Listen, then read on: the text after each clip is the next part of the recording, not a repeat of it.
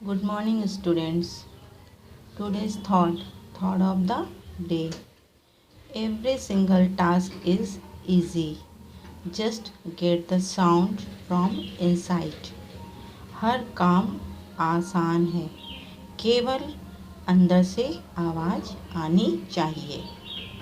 अर्थात हर कार्य, कठिन से कठिन कार्य भी अगर हम मन लगाकर मन से उस कार्य को करें तो वह कार्य जल्दी और आसान हो जाता है, लेकिन हमारा उसमें मन लगना चाहिए। जब तक हमारा मन पूरी तरह उस कार्य में नहीं लगेगा, वह कार्य पूरा नहीं होगा और आसान भी नहीं लगेगा। बच्चों, इसके पहले मैंने आपको रिमझिम भाग 4 का चैप्टर नंबर 2 जैसा सवाल वैसा जवाब, इसकी समरी बताई थी। मुझे आशा है कि सारे बच्चे समरी को सुने होंगे, PDF वीडियो में देखे होंगे और अपनी रफ कॉपी में समरी लिखे होंगे, क्योंकि मैंने सब बच्चों को लिखने के लिए कहा था। ठीक है, आज मैं इस चैप्टर के रीडिंग कर रही हूँ और क्वेश्चन आंसर आप लोग को बता रही हूँ। ठीक है, कुछ एक्सरसाइज भी मैंने करने के लिए आप लोग को घर में दिया था। ये एक्सरसाइज और ये नंबर 1 और 2, मुझे आशा है आप लोग इसको किए होंगे। ठीक है, एक बार मैं स्टोरी पढ़कर दोहरा देती हूँ, उसके बाद मैं इसका क्वेश्चन आंसर आप लोग को राइट करवाती हूँ। ओके, चैप्टर का नाम है जैसा सवाल वैसा जवाब। बादशाह अपने मंत्री बीरबल को बहुत पसंद करते थे। बीरबल की बुद्धि के आगे बड़े बड़ों की कुछ नहीं चल पाती थी। इसी कारण कुछ दरबारी बीरबल से जलते रहते थे। वे बीरबल को मुसीबत में फंसाने के तरीके सोचते रहते थे। अकबर के एक खास दरबारी ख्वाजा सरा को अपनी बुद्धि और विद्या पर बहुत अभिमान था। बीरबल को तो वे अपने सामने नीरा बालक और मूर्ख समझते थे, लेकिन अपने ही मानने से कुछ नहीं होता है। बीरबल दरबार में बीरबल की तो तूती बोलती थी, यानी कि उसकी बहुत चलती थी, वो जो कह देता था वही होता था। ख्वाजा साहब की चलती तो वे बीरबल को हिंदुस्तान से निकलवा देते, लेकिन निकलवाते कैसे? एक दिन ख्वाजा साहब ने बीरबल को मूर्ख साबित करने के लिए बहुत सोच विचार कर कुछ मुश्किल प्रश्न सोच लिए। उन्हें विश्वास था कि बादशाह के उन प्रश्नों को सुनकर बीरबल के छक्के छूट जाएंगे। वह लाख कोशिश करके भी संतोषजनक उत्तर नहीं दे पाएगा। फिर बादशाह मान लेगा कि ख्वाजा सरा के आगे बीरबल कुछ नहीं है। ख्वाजा साहब अचकन पगड़ी पहनकर दाढ़ी सहलाते हुए अकबर के पास पहुँचे और सिर झुकाकर बोले, बीरबल बड़ा बुद्धिमान बनता है, आप भी उसकी लंबी चौड़ी बातों के धोखे में आ जाते हैं। मैं चाहता हूँ कि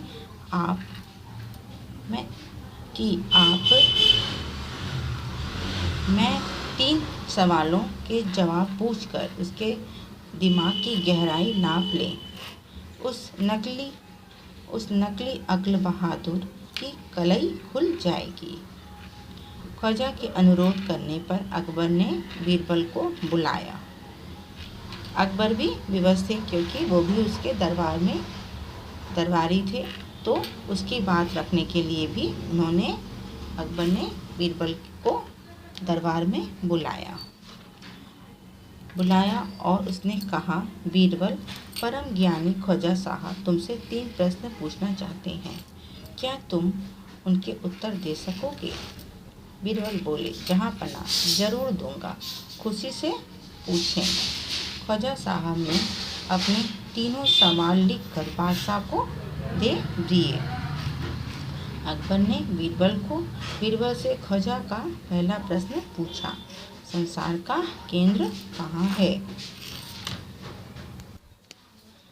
बीरबल ने तुरंत जमीन पर अपनी छड़ी गाड़कर उत्तर दिया, यही स्थान चारों ओर से दुनिया के बीचों बीच पड़ता है। यदि ख्वाजा साहब को विश्वास ना हो तो वे फीते से सारी दुनिया को नाप कर दिखा दें कि मेरी बात गलत है।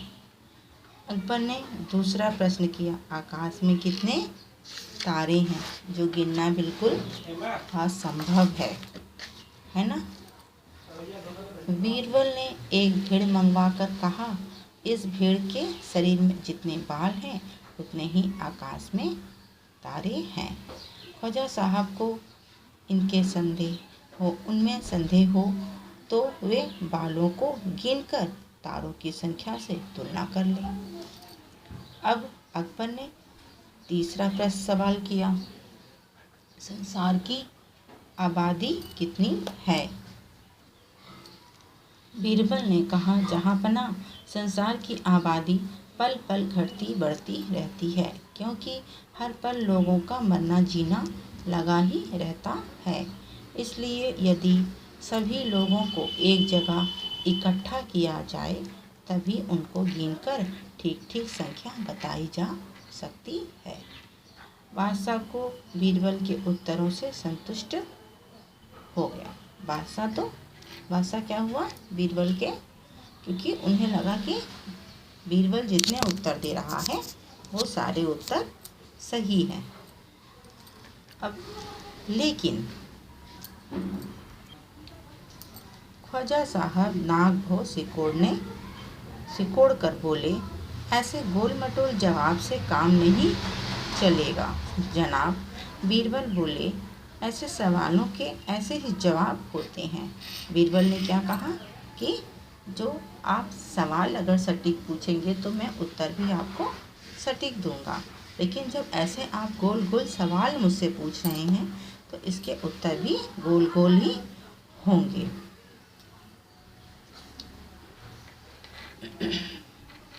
पहले मेरे जवाबों को गलत साबित कीजिए तब आगे बढ़िए।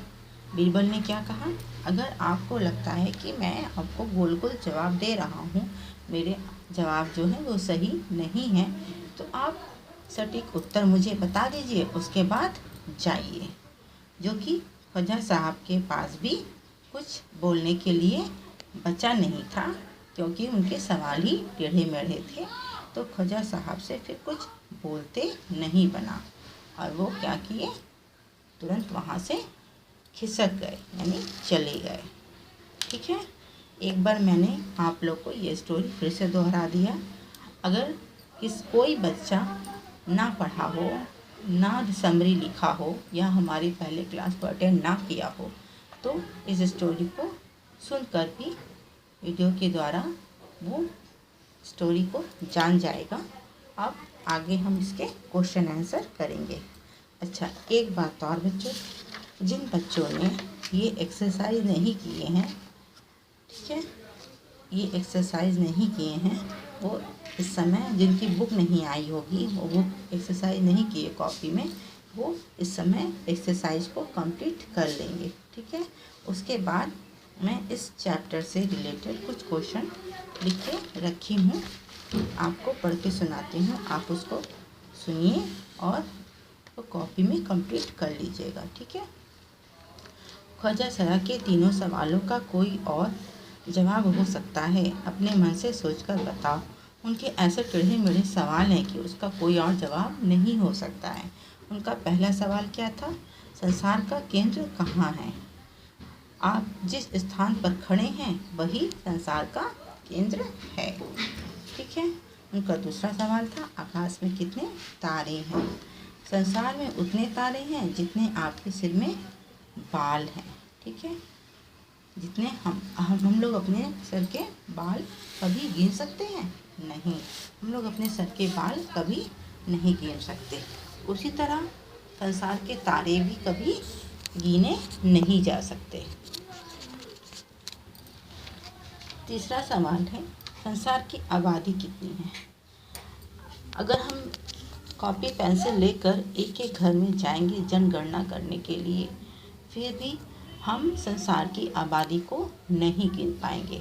हमारा संसार इतना बड़ा है कि किस कोने में कौन इंसान रहता है और किसके घर में कितने पैदा हुए और किसके घर में कितने ख़त्म हुए, मर गए, इसकी जनगणना हम लोग नहीं कर सकते हैं।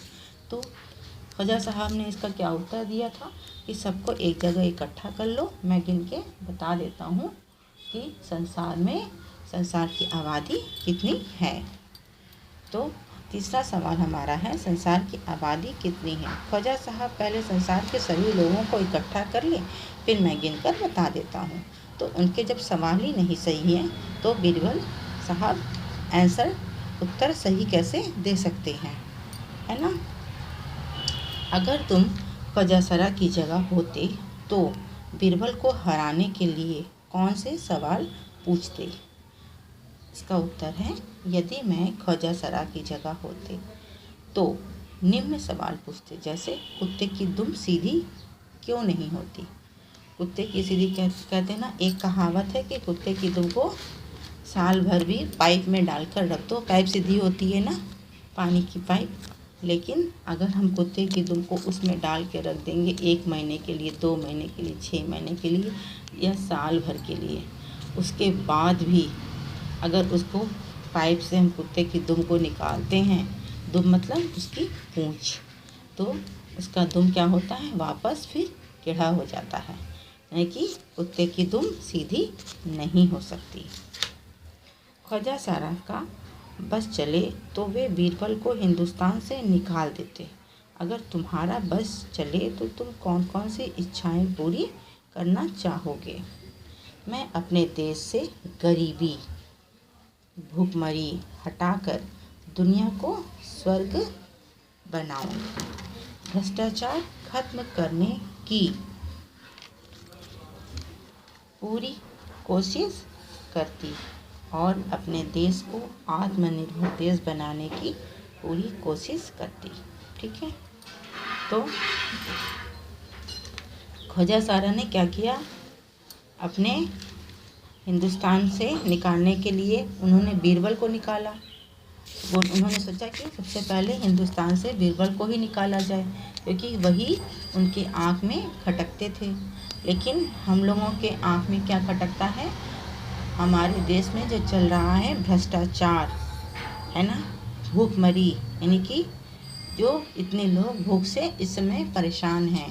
देखिए, कोरोना वायरस की वजह से कितने लोग भूख से परेशान हैं, कितने लोग गरीब हो गए हैं, उनके धंधे पानी में कितना असर पड़ा है, कारोबार में कितना असर पड़ा है। जो रोज़ कमाने वाले थे वो लोगों में, उन लोगों के धंधों में कितना फ़र्क पड़ा है। तो ये सबको हम लोगों को ख़त्म करना है और सबको क्या करना है, आत्मनिर्भर बनाना है, ताकि हमारा वो पहले वाला भारत हमारे पास फिर से वापस लौट आए। बीरबल की जगह बहुत से अन्य व्यक्ति की हाजिर जवाबी के किस्से प्रसिद्ध हैं, उनके नाम बताइए। उनके नाम क्या है, एक तेनालीरामा और दूसरा मुंगेरी लाल। ये सपने देखा करते थे और तेनालीरामा समस्या की, जो भी समस्याएं आती थी उसको हल करते थे। अब ये एक्सरसाइज है, बुक में आपके है, बुक से ही कराया है। ये देखिए, ये एक्सरसाइज है, इसी को बना करके हमने यहाँ पर कराया है। ठीक है, ये एक्सरसाइज, इस एक्सरसाइज को ही मैंने यहाँ पर बनकर ये बनाया है और कराया है आप लोगों को। ठीक है, निम्नलिखित चल शब्द से वाक्य बनाइए। चल यानी चल शब्द कितने तरीके से लिखे गए, देखिए, चल, चला, चलना, चलती, चल चल, चलो, चले।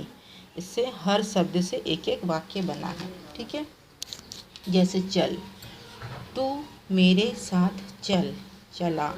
लो, वह चला। चलना, तुम्हें साथ चलना है। चलती, चलती ट्रेन से नहीं उतरना चाहिए। चल चल, आज तो मैं चल चल कर थक गया। चलो तुम मेरे साथ चलो। चलें, अच्छा अब हम चलें। ठीक है, इस तरीके से आपका ये चैप्टर, ये अध्याय पूरा हो गया है। क्वेश्चन आंसर मैंने पढ़ के समझा दिया आप लोगों को। आप लोग इसको पीडीएफ में ही आपके पास जाएगा क्वेश्चन आंसर। ठीक है, आप लोग उसको फेयर कॉपी में नीट एंड क्लीन राइट कर लीजिएगा। राइट करने के बाद में जो बच्चे इस पिक्चर को ड्रॉ नहीं किए हैं, ये देखिए मैंने इसके पहले होमवर्क में आपको ये पिक्चर ड्रॉ करने के लिए दिया था। पार्ट का नाम डाल के पिक्चर ड्रॉ करने दिया था, समरी रफ कॉपी में लिखने के लिए दिया था, और ये वाला एक्सरसाइज करने के लिए दिया था पेज नंबर 10 का। जो बच्चे नहीं किए हैं कृपया करके पहले आप लोग पार्ट का नाम डालेंगे, ये पिक्चर बनाएंगे, उसके बाद एक्सरसाइज कंप्लीट करेंगे, फिर ये क्वेश्चन आंसर राइट करेंगे। ठीक है, एक्सरसाइज कंप्लीट हो जाएगा तब मैं दूसरे चैप्टर पे जाऊंगी। अगली क्लास में मैं हिंदी सेकंड पढ़ाऊंगी। ठीक है, 2 चैप्टर हिंदी फर्स्ट के आपके पूरे हो गए हैं।